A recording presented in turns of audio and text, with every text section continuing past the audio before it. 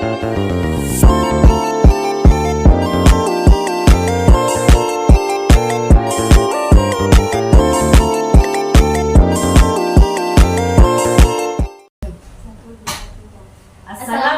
warahmatullahi wabarakatuh. Kembali lagi bersama kami di obrolan Kodul. Di sini saya sebagai host ya. Di sini saya berdua kebetulan hari ini. Saya Rosdiana.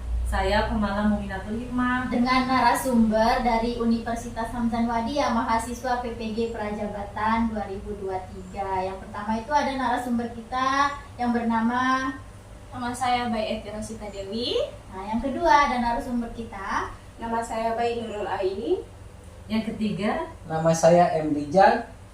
Oke, sekarang ini ada 3 narasumber kita dari mahasiswa PPG Prajabatan Universitas Hamzan Wadia. Di sini kita akan membahas tentang tema kita yaitu tentang identitas manusia Indonesia. Di mana identitas itu diartikan sebagai suatu hal yang melekat pada diri manusia Indonesia itu sendiri, atau bisa dikatakan ciri khas yang dimiliki dari manusia Indonesia itu sendiri.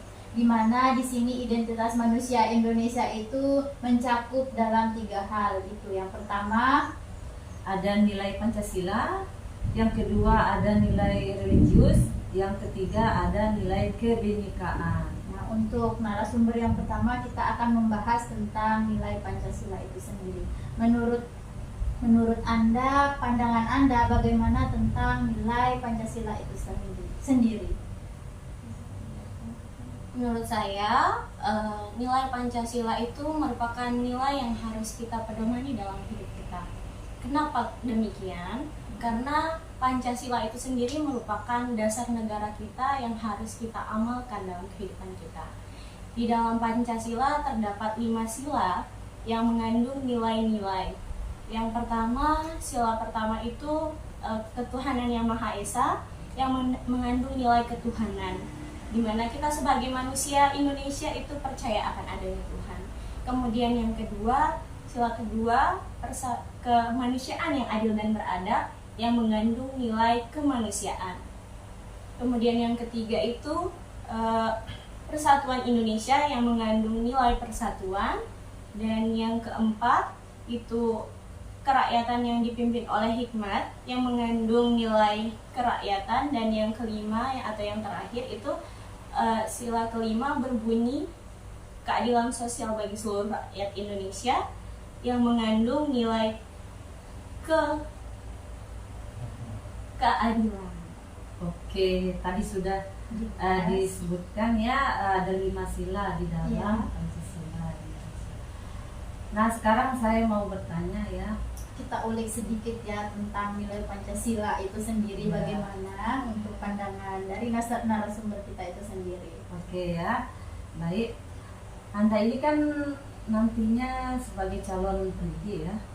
Bagaimana caranya kita menerapkan, contoh saja ya, kita ambil satu contoh saja, bagaimana cara kita sebagai guru untuk menerapkan sila kedua kepada peserta didik itu sendiri. Ya, sebagai calon guru, menurut saya cara yang akan kita ambil itu untuk menerapkan sila Pancasila itu, misalkan jika ada nih peserta didik kita, temannya dia sakit, gimana cara kita menerapkan nilai kemanusiaan, yaitu dengan cara mendatangi temannya tersebut, menjenguknya ke rumahnya, membawakan dia makanan, memberikan dia semangat supaya dia cepat sembuh. Oke, itu ya untuk sila kedua yang diterapkan di sekolahnya itu sendiri. Kemudian di sini sepertinya kita cukup memahami ya tentang nilai Pancasila itu bagaimana. Boleh kita lanjut untuk yang nilai yang kedua ya. Di sini ada nilai religius. Di sini untuk narasumber yang selanjutnya, bagaimana pandangan Anda tentang nilai religius itu sendiri sebagai identitas manusia Indonesia itu? Nilai religius adalah kepercayaan yang dianut oleh masyarakat itu sendiri. Seperti yang kita ketahui, jadi ada 6 agama yang diakui di Indonesia ini. Yang pertama Islam, yang kedua Katolik, yang ketiga Hindu, yang keempat Buddha, yang kelima Kristen, dan yang keenam Konghucu. Jadi mungkin itu dari nilai kereligiusan. Oke ya. Kereligiusan lebih ke ini ya, apa yang menjadi pedoman hidupnya bangsa Indonesia. Di sini kan di Indonesia masing-masing Punya kepercayaan masing-masing memiliki kepercayaan itu sendiri, dan kebetulan seperti apa yang kita ketahui tadi dan sesuai dengan penjelasan dari narasumber kita, yaitu di Indonesia itu memiliki 6 kepercayaan atau agama itu sendiri. Bisa di kulik lebih mendalam itu mengenai tentang religius itu sendiri oleh host kita. Ya. Di sini saya ingin menanyakan kepada saudara Rizal ya. Di daerahnya Rizal itu kan tidak mungkin agamanya Islam saja kan? Iya. Pasti ada perbedaan agama, entah itu ada Kristennya kah atau agama Hindunya kah? Kira-kira bagaimana sih cara kita menyikapi perbedaan agama itu sendiri? Apa contoh kecilnya mungkin di daerahnya atau tempat tinggalnya ada yang berbeda agama gitu maksudnya. Baik, kalau di Dompu itu sendiri, Oh, dari Dompu. ya dari Dompu kan, Oke. kebetulan saya dari Dompu, di luar Pulau Lombok. Jadi di Dompu itu mayoritasnya itu Islam, tapi ada juga yang pendatang yang non Islam. Oh, ada juga Ya, ya ada di juga. Dompu. Jadi kalau di Dompu itu lebih mengedepankan rasa toleransinya, yang antar umat beragama biar hidup secara damai. Oh, jadi meskipun dia memiliki beragam agama ya, contohnya Ya. seperti yang ada di daerahnya yaitu di Dompu, meskipun ada agama Islam, misal di sana ada agama apa yang masuk gitu. Contoh kecilnya ada orang Bali. Oh, ada Oh, ada orang orang Bali. Hindu di sana. Jadi Hindu. di sana masing-masing untuk ini tempat beribadahnya, apakah saling saling ada toleransi untuk apakah untuk menghormati gitu Ya. agamanya masing. Misal waktu sholat gitu, apakah yang pendatang ini menghormati untuk waktu sholatnya yang agama Islam gitu? Misalnya di dalam sekolah itu Iya. ya, Anda misalnya sebagai guru di sana, sekolah Ya. itu kebetulan kan di sana misalnya ada agamanya yang Kristen, Ya, ada yang dari Hindu Bali. di sana. Nah, terus ada azan. Terus bagaimana orang luar Islam ini yang Hindu sama Kristen ini, bagaimana cara toleransinya? Cara toleransi mereka itu seperti cuman duduk diam di dalam kelas, jadi tidak membuat keributan. Oh. Tidak mengganggu Tidak ya? mengganggu Intinya orang tidak mengganggu. Islam yang Intinya beribadah. menghormati Ya, gitu intinya ya. menghormati, Oh, rasa begitu. toleransinya tinggi. Oh, begitupun sebaliknya Iya. mungkin ya. Oh, ya. Ya, terima kasih ya. Untuk nilai religius ini mungkin kita pahami bersama ya, seperti yang dipaparkan oleh narasumber kita. Untuk selanjutnya di sini untuk yang Terakhir ya, mungkin nilai ada dari nilai kebinekaan ya, mungkin akan disampaikan atau dari Iya. narasumber kita Bayi Nurul Aini. di mana untuk nilai kebinekaan itu sendiri yang seperti kita pahami, nilai kebineka tunggal ika ya, yang ada semboyannya yang mengatakan bahwa berbeda-beda Tetapi tetapi satu jua gitu. Menurut pemahaman Anda, bagaimana nilai kebinekaan itu sendiri yang sehingga bisa dikatakan bahwa itu adalah identitas manusia Indonesia itu? Baiklah, di mana nilai Bhinneka Tunggal Ika itu kan semboyannya berbeda-beda tetap satu. Nah, di mana maknanya di sini bangsa Indonesia itu beragam. Nah, baik itu dari suku, ras, bangsa, bahasa, dan agamanya. Nah, di mana keberagaman ini merupakan udah ada sejak lahir. Ya. Dan ini merupakan sesuatu kekayaan bagi manusia Indonesia itu sendiri. Nah, itu menurut saya. Oh iya, itu nilai kebinekaan ya. Disebutkan adanya perbedaan budaya ya dan Ya. bahasa. Kira-kira ada nggak perbedaan budaya di daerah tempat tinggal Anda sekarang ini? Kalau budaya lebih ke anu sini suku atau ras. Kalau untuk yang ya, Untuk bahasa Sebenarnya ada sih, kita kan suku bangsa.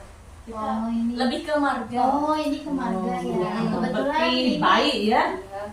oh marganya Marga baik. kan Bisa dikatakan yang berdarah biru ya di Lombok gitu. Tapi aslinya merah ya darahnya, nggak mungkin biru ya. Cuma sebutan aja ya. Ya, istilah saja.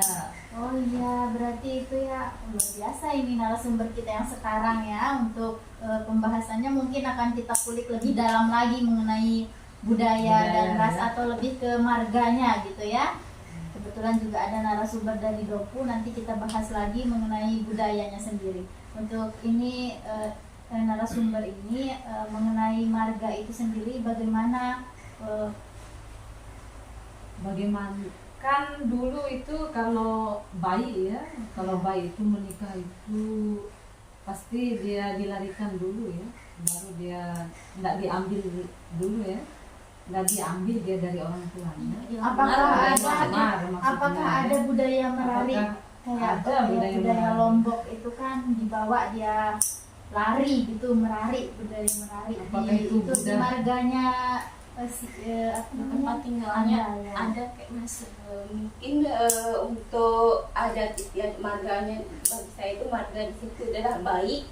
Nah, budaya untuk pernikahannya itu jenis kan ada namanya kawin lari kan. Oh, iya. Nah, kawin lari. Nah, di mana di daerah saya itu di sana udah masih tertanam adatnya. Di mana nanti kalau ketika kita menikah, si perempuan ini akan dilarikan oleh si lelaki ini. Nah, di mana tujuannya ini untuk si laki ini untuk menguji keberanian dari laki-laki ini. begitu ya. Itu adalah budaya dari kawin lari. Untuk budaya itu apakah masih sampai saat ini? Untuk di daerah saya itu masih untuk sampai saat ini. Terus untuk ini juga ya, saya ingin menanyakan tentang ini. Andai kan ini kan baik ya, nanti seandainya si dia itu menikah sama orang biasa yang nggak ada marganya itu, bagaimana nanti dengan keturunannya itu? Apakah dia ngikut ibunya atau ngikut bapaknya?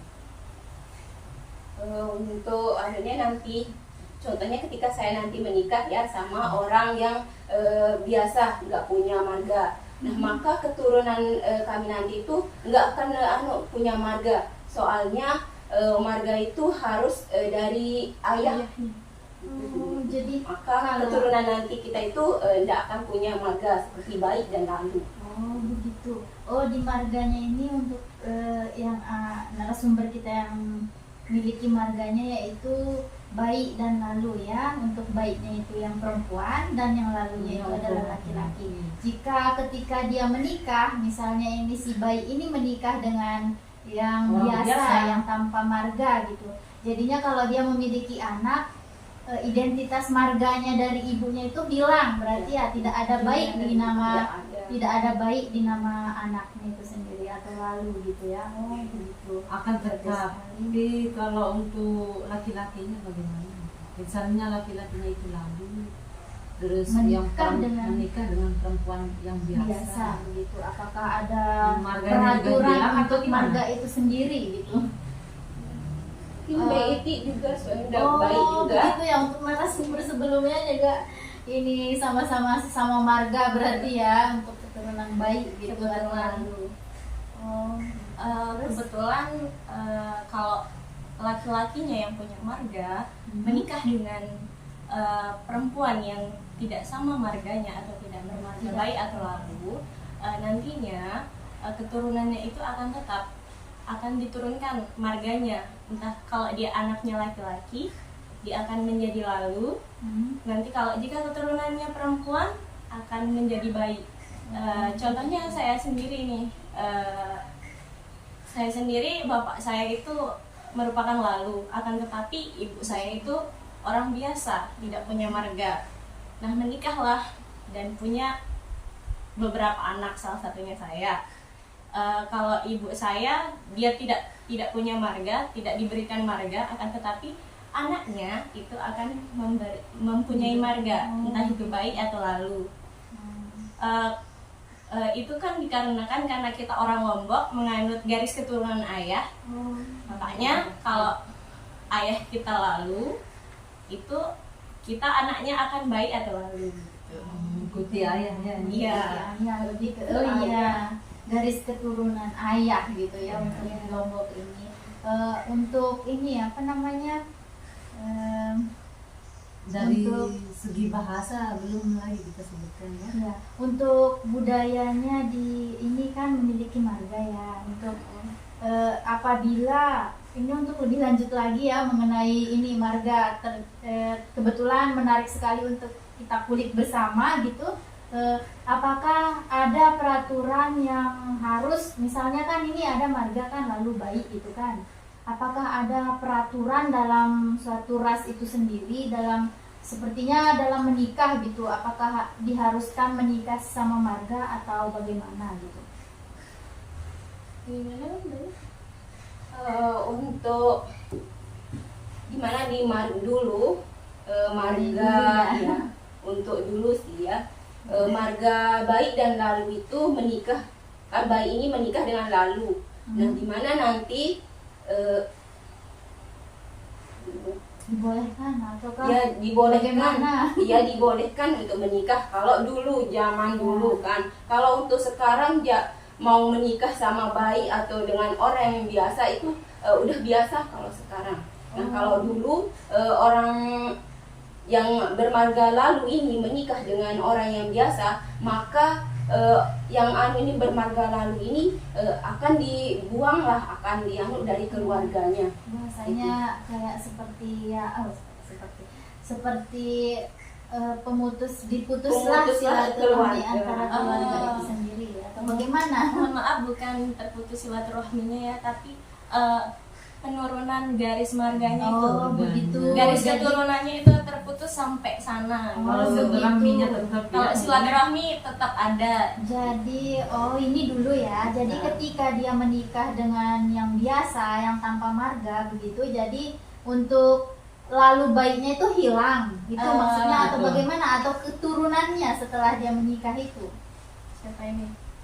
Kalau yang saya ketahui ya, kalau dianya tetap dia bermarga tersebut. Misalkan kalau si perempuan nih dia baik, tapi dia menikah dengan yang tidak sesamanya atau tidak dengan lalu, tetap dia nantinya ketika dia punya keturunan, garis keturunan itu tidak diturunkan. Nanti ketika dia punya anak, anaknya itu tidak mengikuti ibunya, tetapi mengikuti ayahnya. Oh begitu. Nah, Jadi anaknya hilang. itu tidak akan diberikan marga. Apakah sebaliknya untuk laki-laki? Nah, berbeda seperti yang saya sebutkan tadi, karena kita orang Lombok ini, terutama orang Sasak, garis keturunan itu mengikuti garis keturunan ayah. Jika seorang ayah menikah dengan istrinya nanti yang nggak sesamanya, marga nggak sesama marganya, itu nanti bisa dia menurunkan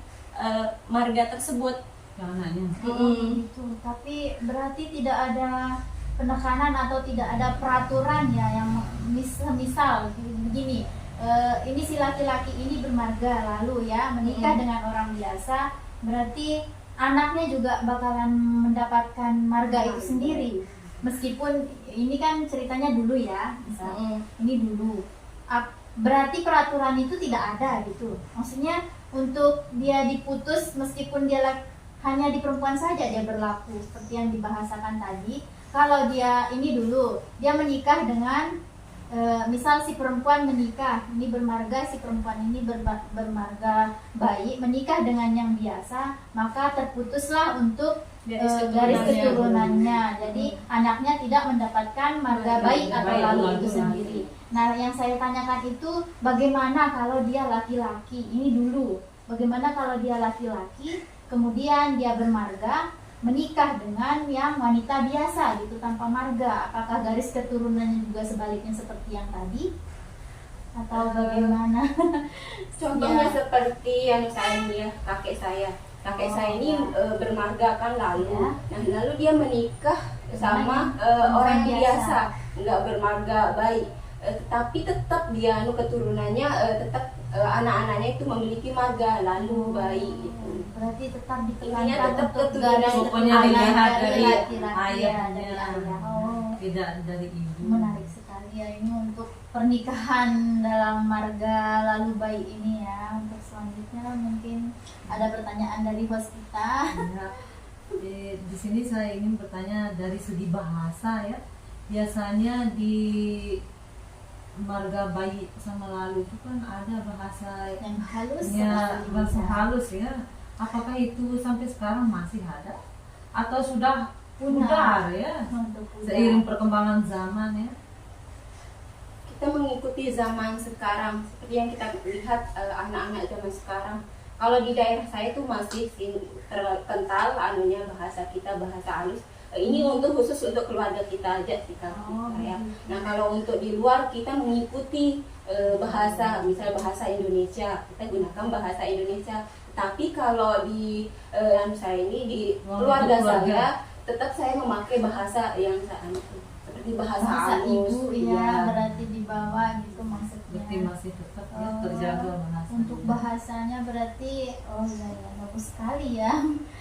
Lumayan menarik kita kulik ternyata sedalam ini untuk marga lalu dan lalu dan baik. ya. Mungkin di sini ada kebetulan kita kan memiliki narasumber dari Dompu ya, Dompu, dari dari luar Lombok ya. Untuk budayanya sendiri itu di Dompu itu bagaimana di sana? Jadi budaya seperti yang kita Pernikahan. bicarakan tadi, Ya, pernikahan, bisa. pernikahan. Jadi di Dompu itu acaranya itu kan ada akad nikahnya. Iya. Nah, Di salah satu acara akad nikahnya itu ada yang namanya itu peta kepanca. Yang itu daun panca itu Oh, iya, iya. di Tahu ya. dioleskan ke tangan Oh, seperti wanitanya. henna zaman Ya seperti sekarang. henna zaman sekarang ditaruh di Masih kuku kuku si kukunya perempuan. si perempuan. Perempuan saja atau laki-laki saja? Cuman perempuan saja. atau laki-laki juga? Perempuan saja. Berarti Oh, itu begitu. wajib ya. Itu wajib. Itu dilakukan oleh baik orang tuanya itu yang perempuan dan laki dan orang-orang tertua di kampung tersebut. Oh, berarti tidak hanya untuk pengantin perempuannya aja yang pakai itu. Enggak, yang pakainya Oh, yang berarti- pakai itu orang Perempuan. pengantin Si perempuannya pengantin saja, perempuan tapi yang yang memakai- mengoleskannya itu Oh. dari keluarga yang laki dan perempuannya gitu. Oh, berarti Ditambah sejenis- orang-orang yang tertua di kampung tersebut gitu.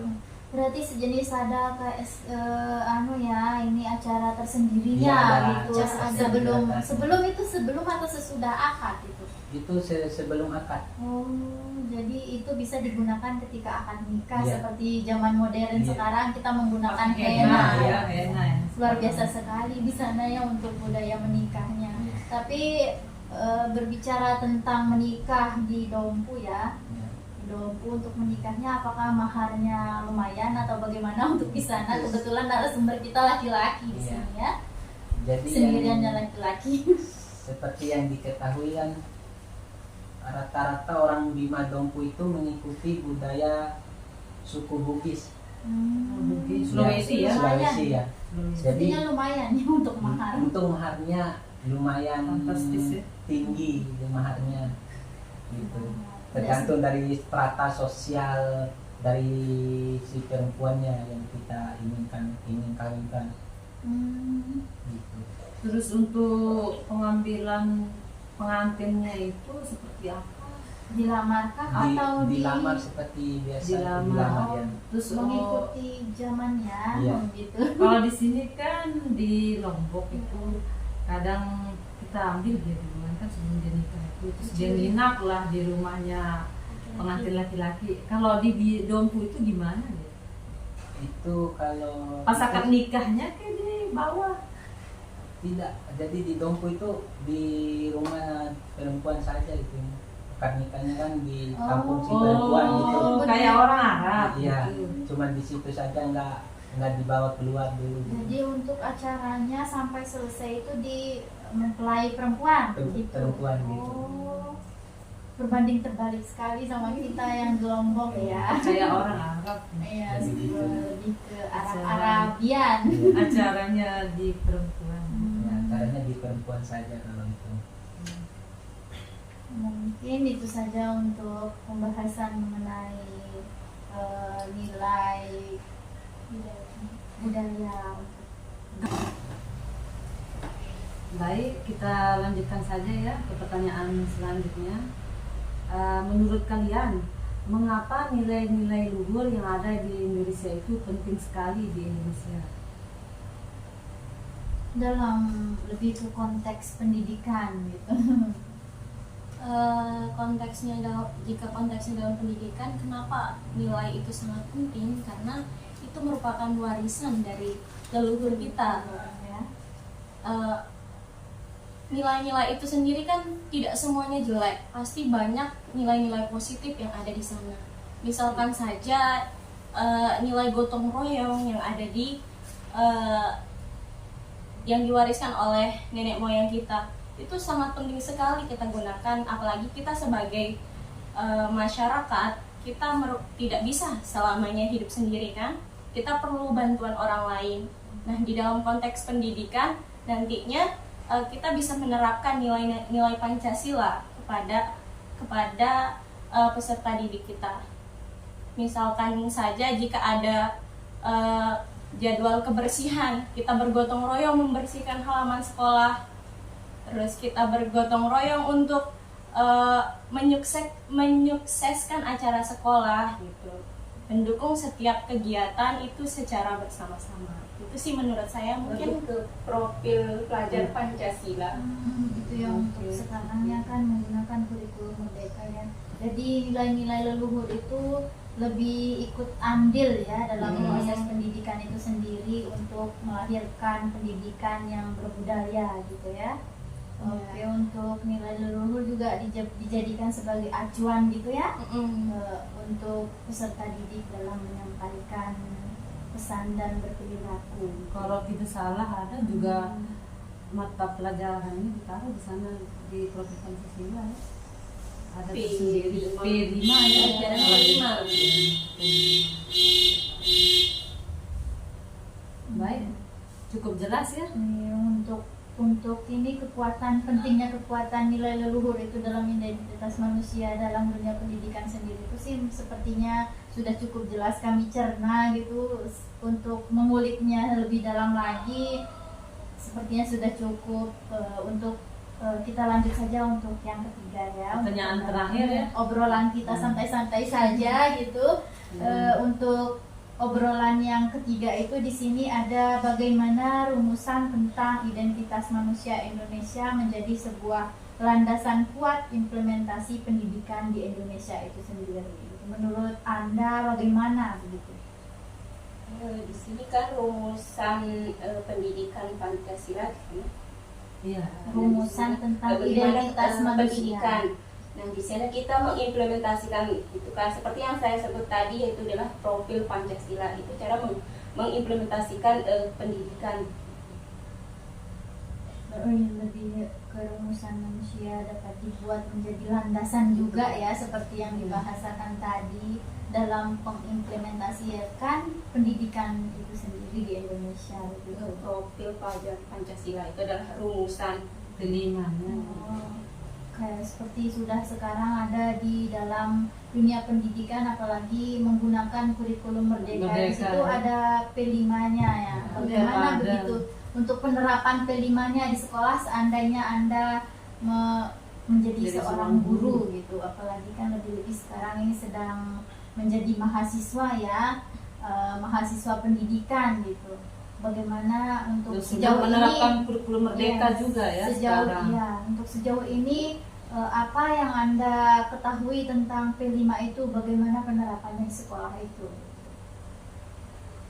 Untuk penerapannya sendiri, kalau menurut yang saya pernah lihat ya, di masing-masing sekolah itu punya cara tersendiri untuk menerapkan P5-nya. Terutama salah satu muatan P5 itu misalkan kearifan lokal.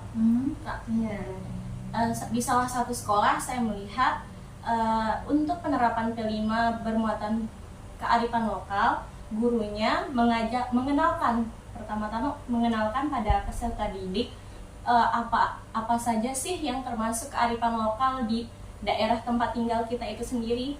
Nah, setelah mengenalkan kearifan lokal yang ada di daerahnya itu, kemudian guru mengajak siswanya atau peserta didiknya untuk misalkan kalau kearifan lokalnya terkait dengan makanan, guru mencoba mengajak peserta didiknya untuk mengetahui cara mengolah makanan khas tersebut gitu. Jadi apakah diimplementasikan di sekolah itu membuat makanan itu sendiri atau bagaimana? Dijadwalkan dia pembuatannya. Nanti misalkan minggu depan kita akan membuat makanan khas suku Sasak, misalnya apa ya biasanya makanan suku Sasak. Misalkan moncing, bebero, bahasanya. Nanti diajak peserta didiknya untuk menyiapkan alat dan bahannya. Luar biasa sekali ya obrolan kita hari ini untuk pembahasan tentang identitas manusia itu sendiri, manusia Indonesia lebih tepatnya ya. Di sini berbagai macam pengalaman atau informasi yang kami dapatkan untuk sebagai pembelajaran begitu yang lebih mendalam untuk identitas manusia. Lebih-lebihnya ini kita berada di Lombok ya, untuk kebetulan ini mahasiswa dari narasumber mahasiswa Universitas Hamdan Madi ya, mahasiswa PPD Prajabatan.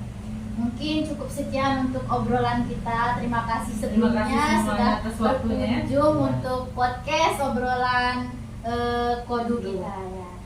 Oke, terima kasih sebelumnya atas waktunya sudi mampir di obrolan kodu. Assalamualaikum warahmatullahi wabarakatuh. Say hi.